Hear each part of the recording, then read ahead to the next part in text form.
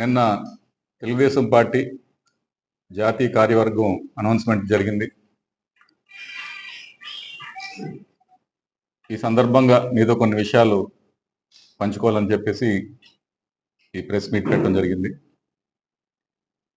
1982లో రామారావు గారు పార్టీ స్థాపించినప్పుడు అప్పుడు పరిస్థితుల దృష్ట్యా వెనకబడిన వర్గాలు ఎవరైతే ఉన్నారో, అలాగే రాజకీయంలో ఎటువంటి అనుభవం లేనటువంటి యువత చాలా మందిని తీసుకొచ్చి రాజకీయాల్లో ముఖ్యంగా తెలుగుదేశం పార్టీలో వారికి ప్రాతినిధ్యం కల్పించి వారందరూ ఎమ్మెల్యేలుగా, ఆ తర్వాత మొదటిసారి గెలిచినప్పుడే మంత్రులుగా కూడా వారికి అవకాశం ఇచ్చిన పార్టీ తెలుగుదేశం పార్టీ.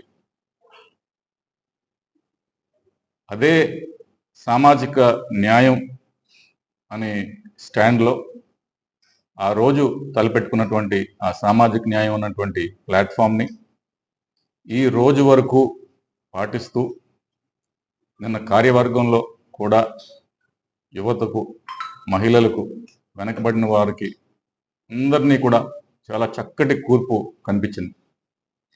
ముఖ్యంగా మా అందరికీ చాలా ఆనందంగా ఉన్న విషయం ఏంటంటే, పార్టీలో ఎప్పుడు కూడా కంటిన్యూటీ అనేది ఉండాలి. శాశ్వతం పార్టీ అనేది, ఆ సంస్థ అనేది శాశ్వతం. అయితే కంటిన్యూటీలో యువతకి కూడా పెద్దపీట వేసి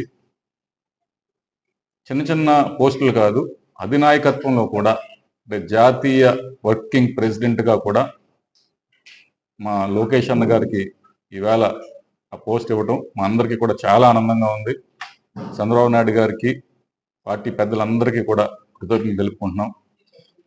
మాకు నిజంగా ఇదొక నవశకం, తెలుగుదేశం పార్టీకి ఒక నవశకం మొదలవుతుంది ఈవేళ, ఒక సంకేతం అయితే ప్రతి ఒక్కరిలో కూడా వెళ్ళింది. 44 సంవత్సరాలుగా తెలుగుదేశం పార్టీ అంచెలంచెలుగా ఎదుగుతూ చాలా బలమైన కేడర్ కలిగినటువంటి పార్టీ. కార్యకర్తలే తెలుగుదేశం పార్టీ యొక్క బలం అని చాలా గర్వంగా చెప్పుకుంటూ ఉంటాం. ఆ క్రమంలో మేము గ్రామ స్థాయి కమిటీలు కానివ్వండి, మండల స్థాయి కమిటీలు కానివ్వండి, మెయిన్ కమిటీలు, అనుబంధ కమిటీలు, నియోజకవర్గ స్థాయి కమిటీలు కానివ్వండి, జిల్లా స్థాయి కమిటీలు కానివ్వండి, ఇప్పుడు స్టేట్ లెవెల్ కమిటీలు కూడా వేయటం జరిగింది. అంతేకాదు ఇంకా చాలా వేయవలసిన అవసరం కూడా ఉంది. అనుబంధ కమిటీలు ఇంకా వేయలేదు, స్టేట్ లెవెల్లో, జిల్లా లెవెల్లో ఇంకా వేయాలి.